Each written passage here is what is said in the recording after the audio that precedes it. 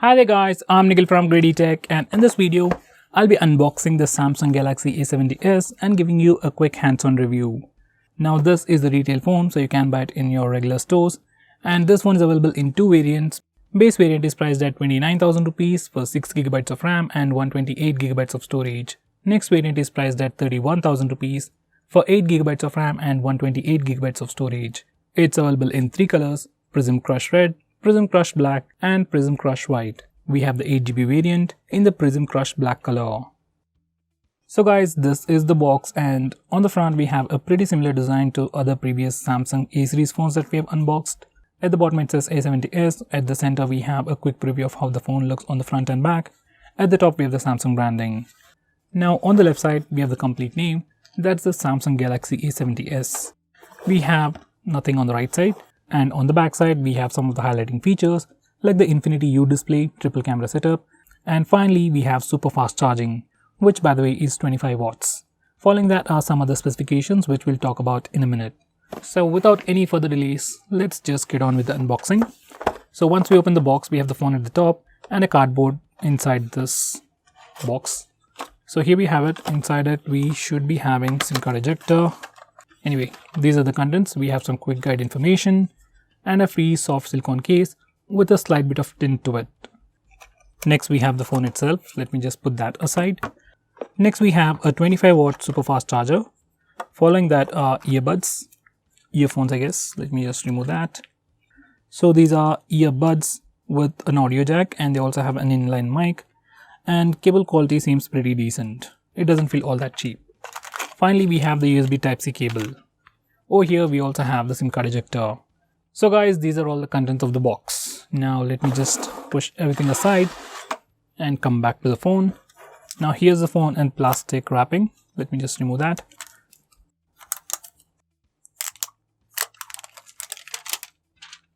So guys, this is how the Prism Crush Black looks on the back, and this is how it looks on the front. Now let's have a quick physical overview.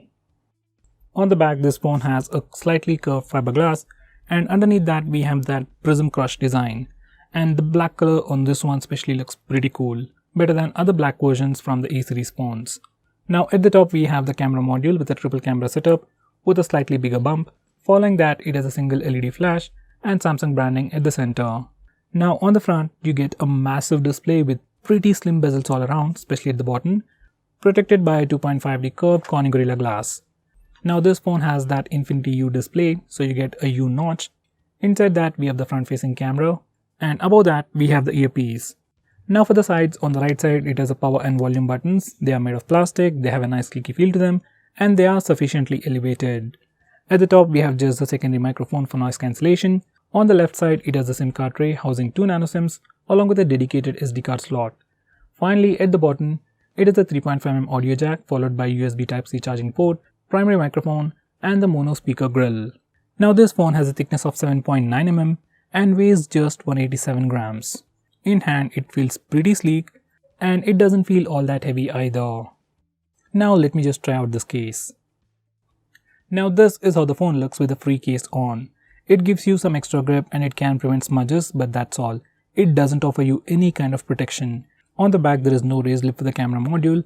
In fact, camera protrudes over the case. So when you place your phone directly on its back, camera is directly in contact with the surface. So that's pretty bad, and even on the front there isn't much of a raised lip. So I would definitely recommend you to get a better case as soon as possible. Now these are the complete specifications. On the rear, this phone has a triple camera setup with a 64MP primary camera with f1.8 aperture, a 5MP secondary camera for taking portrait shots, and finally a 8MP ultra wide angle camera with f2.2 aperture and 123° field of view. For selfies, it has a 32MP camera with fixed focus and f2.0 aperture. On the front, it has a massive 6.7-inch Super AMOLED Infinity U display with Full HD Plus resolution, 86% screen to body ratio with the new 20:9 aspect ratio. That makes the phone look much taller than regular phones. Under the hood, it sports the same Snapdragon 675 processor with Adreno 612 GPU, 6 or 8GB of RAM, and 128GB of storage. It will be running Samsung's One UI based on Android Pie. Finally powering this device is a massive 4500 mAh battery that supports 25 watts super fast charging. Besides that, this phone also has Bluetooth 5.0, NFC, Samsung Pay, and an on-screen fingerprint scanner as well.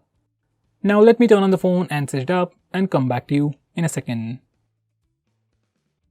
So guys, this is how the phone looks once we turn it on and set it up. This is the default launcher. This is the default wallpaper as well. And these are all the apps that come pre-installed. There isn't a lot of bloatware, but there are some applications that you might never use. So if there is anything that you can see that you don't use, just uninstall them. Now let's check out the storage information. So out of that 8GB of RAM, right out of the box we get about 5.2GB of RAM free, and out of that 128GB of storage, we get about 109GB of space for our user apps and user data. Now let's check the about page, software information. So this phone is running Samsung's One UI version 1.1 based on Android 9.0, that's Android Pie, and right now it is a September security patch. Now let's check out the camera interface. So this is the interface for the rear camera. Now as I've said, this phone has a triple camera setup. One is for the portrait mode, other one is the wide angle camera, and the main one is a 64 megapixel primary camera. And by default it opens up in the primary camera mode, and over here we have a toggle to switch between the primary camera and the wide angle camera. So this is the primary camera, and now this is the wide angle camera with 123-degree field of view. And as you can see, it is super wide. Now over here we have a toggle for scene optimizer, that's the AI mode from Samsung. Now we also have Bixby Vision and AR emoji, which are pretty good features. Now in the video recording mode, we can record video with the primary camera, and we can also record video using the wide angle camera. And this phone also has super steady mode, which is a flagship feature from Samsung, which allows you to take super steady video. And that's how you can enable it. Next we have super slow motion, regular slow motion, and finally hyperlapse. Now on the left side we have the regular live focus mode, which is a portrait mode for the rear camera, and on this phone you can change the amount of background blur effect you want before taking a picture. And even after you take a portrait shot, you can change the amount of background blur effect. Next we have the regular pro mode, followed by panorama, and a dedicated night mode to take better pictures in low lighting conditions. Finally, food mode. Now this is the interface for the front camera, and by default it is in the crop mode. If you want a complete wide angle selfie, you can just enable this toggle. Now this is the wide angle selfie. I'd recommend you to take selfies or any pictures in this mode. Now on the right side we have the video recording mode, and we can record video at a maximum of 1080p. On the left side we have the live focus mode, which is once again portrait selfies, and even for portrait selfies you can change the amount of background blur effect you want before taking a picture. So guys, that's the camera interface. Now these are some sample shots.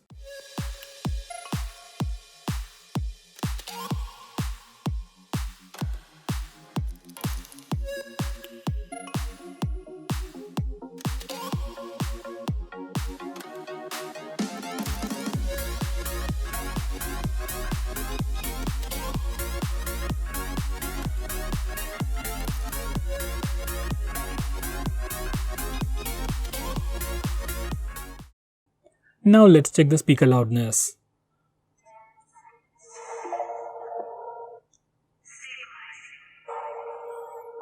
Hibernation activated. Walking alone, the streets are empty. The only thing I can see is my own silhouette. I'm getting stronger, step by step. My heroes tonight. We will fly above the sky. We are heroes tonight.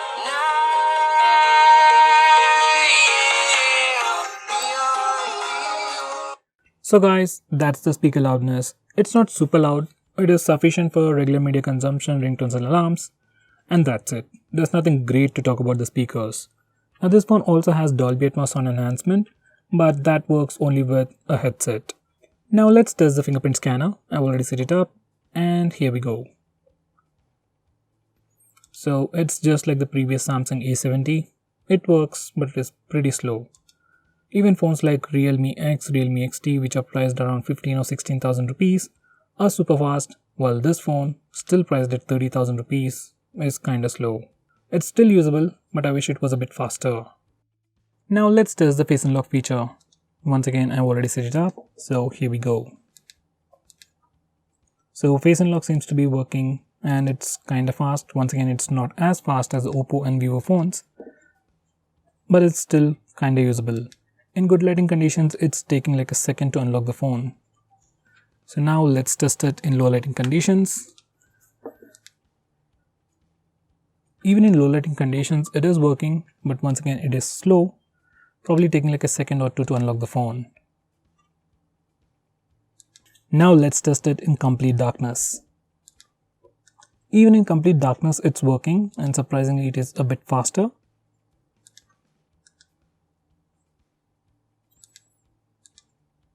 It's still probably taking like a second to unlock the phone. So guys, that was the face unlock feature. Now this phone also has the Samsung Pay feature, but for some reason it was not pre-installed. You can install it from the Galaxy Store. Now before I conclude, these are the Antutu and Geekbench scores. So guys, this is the Samsung Galaxy A70s. When compared to the previous A70, this phone definitely has super fast charging, better cameras, and that's probably it.